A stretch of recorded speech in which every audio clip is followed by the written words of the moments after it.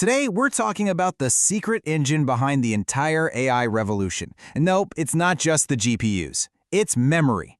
The market for memory chips is going through a massive, once-in-a-generation change, and we're going to break down exactly why. For decades, memory chips were a classic roller coaster, a total boom and bust commodity. Prices would shoot up, then crash, all based on how many PCs or smartphones were being sold that quarter. But that's all changing. AI has completely rewritten the rulebook.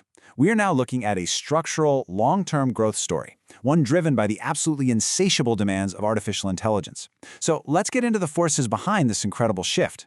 And this isn't just some temporary blip.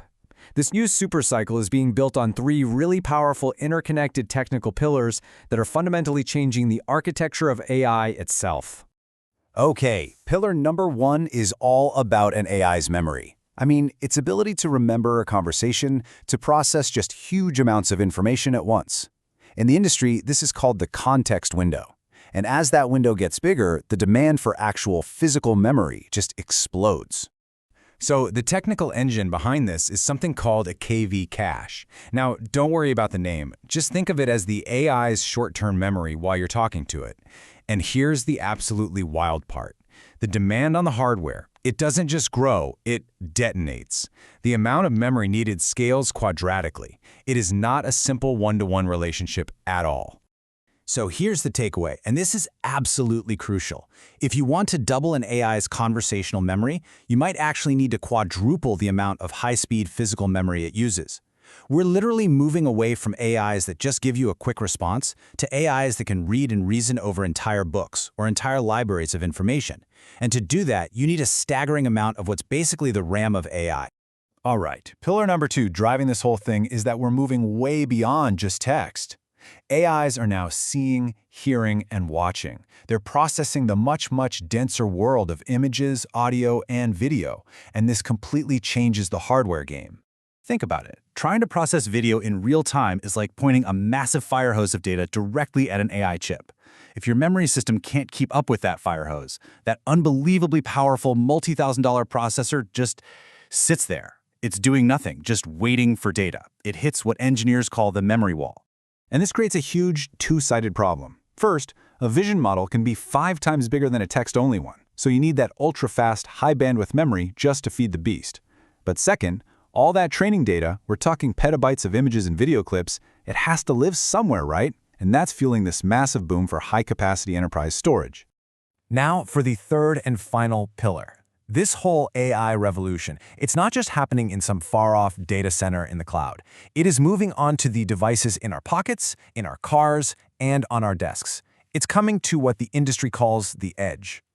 So running AI models directly on your phone or your PC, on-device AI, is getting more and more important. Why? Well, it's better for privacy. It's way faster because there's no lag, and it's cheaper to run. And what this does is open up an entirely new, absolutely massive market for memory chips that has nothing to do with the cloud. To run a decent AI locally, your next computer or phone is probably going to need at least 16, maybe even 32 gigabytes of RAM. That's double what's standard today. This is going to kick off a massive, multi-year hardware refresh cycle for basically everyone. And you can bet that as chip makers shift production to making this new high-profit AI memory, it's going to squeeze the supply for everything else. Okay, so that's the why. But what about the when? How does this actually play out over the next few years? Well, it doesn't happen overnight. It's a major transformation that you can really break down into 3 distinct phases. We are right here, right now, in what's called the scarcity phase. The huge cloud companies are basically hoarding all the advanced memory they can find. And that's causing shortages and price hikes for everybody else. This is expected to get even more intense, hitting a peak of maximum imbalance around 2026. After that, things begin to normalize. New factories finally come online around 2028, and supply starts to catch up. But, and this is key, it stabilizes at a much higher baseline of demand than ever before. And the numbers we're talking about here are just staggering. The demand for the most advanced stuff, high bandwidth memory, or HBM, is projected to grow by a factor of 15 over the next decade. 15 times! That is not a cycle. That is a fundamental rewiring of a market. So a market shift this big, it doesn't just happen. It creates a whole new landscape of winners, from the companies physically making the chips to the companies that make the super specialized tools needed to make those chips. This really maps out the whole food chain. You've got the big three at the top. SK Hynix is a huge leader in HBM, along with Micron and Samsung. These guys are basically sold out for years to come. Then you have the storage specialists who are winning big from that explosion in training data. And then, behind all of them, you have the pick and shovel companies. Think of Lam Research. They build the incredibly complex, essential tools that every single one of these factories needs to even exist. But, and there's always a but, this whole super cycle idea isn't a sure thing. This entire future that we've been talking about, it's really built on a foundation of 6 pretty big assumptions. And if even one of them turns out to be wrong, this whole story could change. So, yeah, it's time to ask the most important question you can ask about any forecast like this. What could go wrong? What could actually stop this supercycle dead in its tracks? See, the whole thesis hangs on these 6 pillars staying solid. It assumes that making AI models bigger will keep making them smarter. It assumes the current memory-hungry architecture stays on top.